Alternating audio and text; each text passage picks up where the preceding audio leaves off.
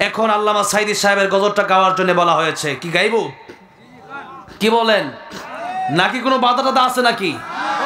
হ্যাঁ, কোনো বাধা নাই।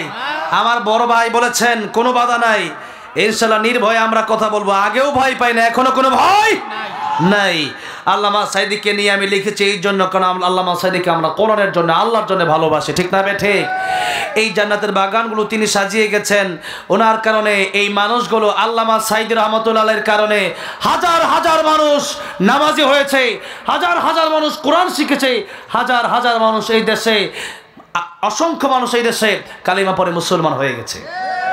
আমরা সেই মানুষটা চলে গেলেও আমরা সেই মানুষটাকে আজও ভুলতে পারি না। এই জন্য আমরা লিখেছিলাম, আল্লামা সাঈদী তুমি মরণি, শহীদ হয়েছ তুমি এটাই জানি, ঠিক না বে ঠিক? কারাগারে কাটালে 13টি বছর, বাতিল কেঁপেছে তোমায় দেখে থর থর, ঠিক না বে ঠিক? কারাগারে কাটালে 13টি বছর, বাতিল কেঁপেছে তোমায় দেখে থর থর।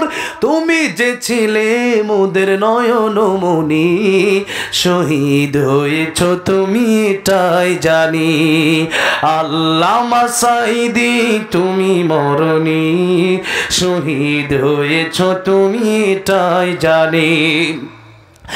দেখা তো হবে না আর জীবনে, দেখা হবে জান্নাতে ফুল বাগানে, এই আশা কবুল করো আল্লাহ তুমি, পড়ে না আমিন?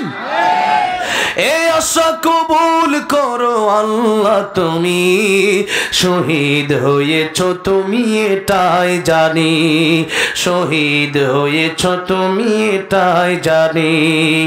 আল্লামা সাঈদী তুমি মরণি, শহীদ হয়েছ তুমি এটাই জানি, শহীদ হয়েছ তুমি এটাই জানি। আল্লামা সাঈদীর কবর তুমি জান্নাতের উচ্চ মাকাম বানায় দাও, বলেন আমিন। আল্লাহ আমাদেরকেও তুমি শহীদ মৃত্যু দিও, জোরে জোরে বলেন আমিন।